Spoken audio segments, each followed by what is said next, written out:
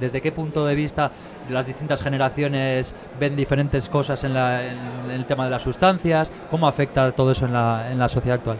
Claro, la prohibición la debemos de entender como un discurso, como muchos otros discursos que hay en el entramado sociocultural en el cual vivimos. Y este es el discurso hegemónico en las políticas de drogas, como en otros ámbitos. Por ejemplo, en la economía actualmente, ahora el discurso hegemónico es el de tipo neoliberal, cuando anteriormente había sido la socialdemocracia y había habido estados que habían tenido un discurso hegemónico económico de tipo socialista.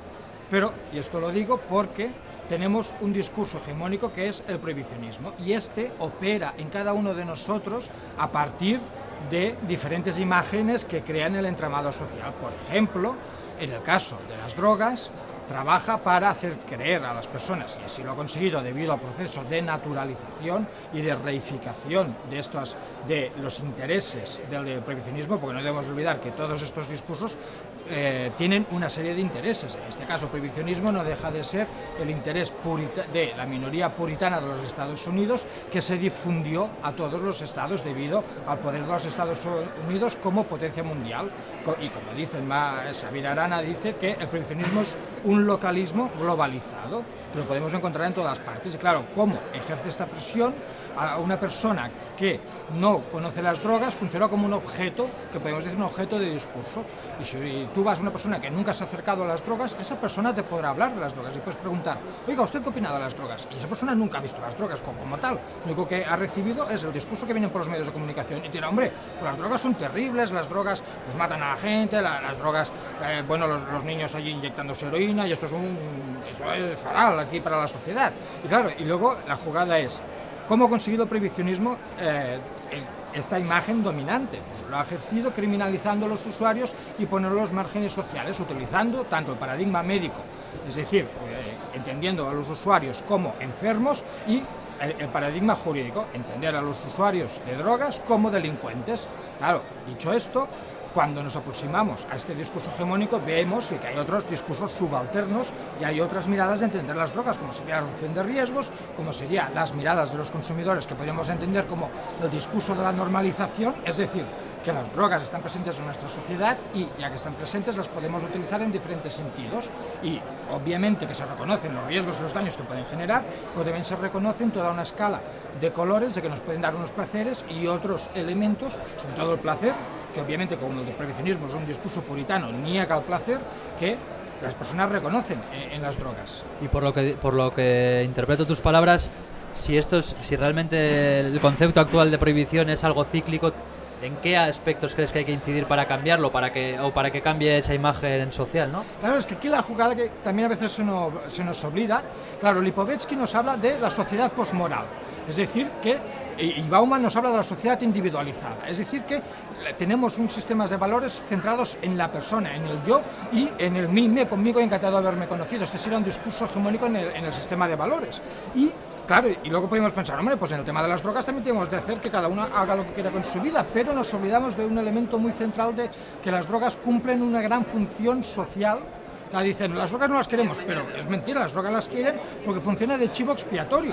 Claro, por ejemplo, en el caso del Estado español, hemos visto en los últimos años, a tenor de la crisis económica, tasas de paro de más del 40% de la población juvenil que eran esperpénticas. Hemos visto las dificultades para emanciparse, hemos visto la devaluación de los estudios universitarios, hemos visto una serie de dificultades en ciertos jóvenes, pero ¿cuál ha sido un discurso muy recurrente desde las instancias de poder? Delante de su ineficacia para hacer políticas efectivas en materia de juventud, de educación, de vivienda y de políticas eficaces especialmente para los jóvenes, utilizan las drogas como chivo expiatorio, claro, y luego podemos ver en los periódicos que si el botellón atonta a los chavales, que si las drogas no sé qué, y claro, una persona de bien, hay un padre de familia, eso tengo el ejemplo, digo de memoria, pero creo que era el 13 de julio del 2013, el ABC sacó un titular de noticia que decía, el botellón atonta a los adolescentes. Así, claro, un padre de familia dice, hombre, claro, ¿cómo vamos a tener los chavales aquí que no se encuentran trabajo porque están en el botellón, se fuman unos porros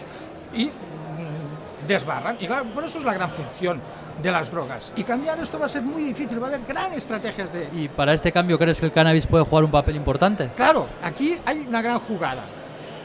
en el tema de la prohibición, claro, si observamos que la prohibición viene de un discurso totalmente puritano, de una minoría que desprecia el placer, desprecia la ebriedad y entiende la vida como un valle de lágrimas y como una penitencia que solo es trabajar, austeridad, claro, y esto lo han globalizado, lo han generalizado, claro, hacer esto y cambiarlo, tenemos dos grandes maneras: derogar la prohibición por una cuestión de libertades individuales y de valores. Oigan, no queremos que ordenen las drogas la cosmovisión y el punto de vista de una minoría puritana, que esto es muy difícil que se haya, o lo podemos reformar a partir de las políticas de toxicidad. Claro, porque en el tema de las drogas, el argumento que se ha dado, claro, el argumento prohibicionismo, que yo he dicho esto del puritanismo, el argumento de que sostiene el prohibicionismo es sobre la salud pública y velar por la salud pública de todos. En sus argumentos de salud utiliza los argumentos de toxicidad de las sustancias y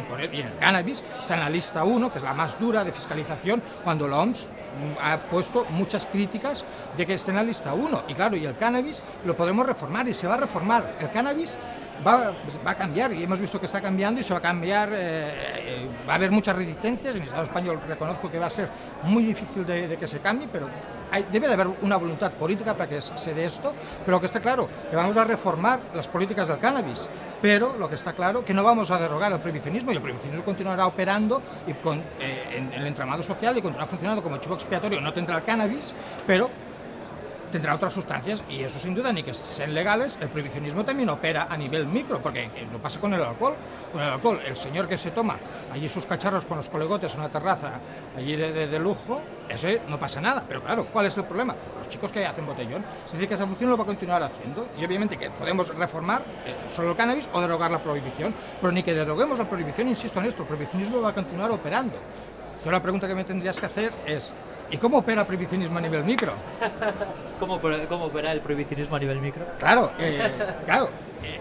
más allá de que tengamos este sistema de fiscalización macro de todas las leyes, a nivel cotidiano observamos cómo el prohibicionismo funciona como una serie de actitudes y una serie de valores, como estigmatizando a las personas que fuman porros, a la gente que bebe botellón, y tiene esta función marcadamente social. Y esto va a ser muy difícil de cambiar, y esto solo se podrá cambiar ejerciendo una influencia minoritaria, es decir, las personas que utilizan sustancias presentarse como consumidores, como objetos políticos, y no autoestigmatizarse ni esconderse, porque eso es muy curioso. Claro, si aquí tenemos en el Estado español unos 5 millones de personas que anualmente consumen cannabis, y casi, digo de memoria, pero casi 1 millón que lo hace habitualmente, si todas estas personas las movilizamos, tendremos...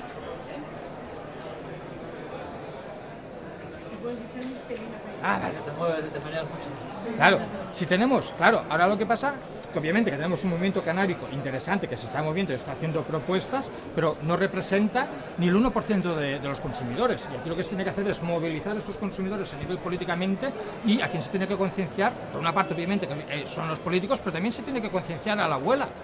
Y del rollo, abuela, niño que tiene los ojos rojos, ¿es la moto abuela? No decir es la moto abuela, no, me he fumado unos porros. Porque si dices me he bebido unos cubatas, seguro que no pasaría lo mismo. O sea, que ese prohibicionismo está dentro incluso de los propios usuarios, ¿no? Ah, de todos. El prohibicionismo es un valor. Y claro, y aquí lo que pasa es que las personas en una sociedad líquida y cambiante necesitamos de los otros.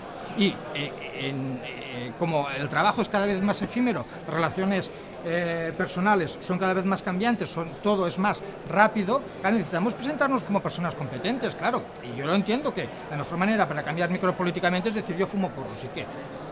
Claro, pero yo cuando necesito de los otros, yo no puedo ir a buscar un trabajo y decir, ¿qué aficiones tiene? Y aquí lo que tienes que decir es, me gusta ir al monte, No, claro, lo que no puedes decir es, no, a mí lo que me gusta es fumar unos canelaques con los colegas. Eso no lo puedes decir. Aunque esta sería la mejor estrategia para cambiar. Y claro, normalizar totalmente las sustancias. Pero sí, y un ejemplo que quiero poner esta tarde es en el tema de la prevención escolar. Ahora que mucha gente está teniendo críos, y estoy trabajando en un libro de familias ahora, claro, había una madre que nos explicaba que en el momento que su hijo recibió la prevención en el colegio, llegó a casa, pobre chiquillo, espantado, porque estoy haciendo trabajos de padres consumidores.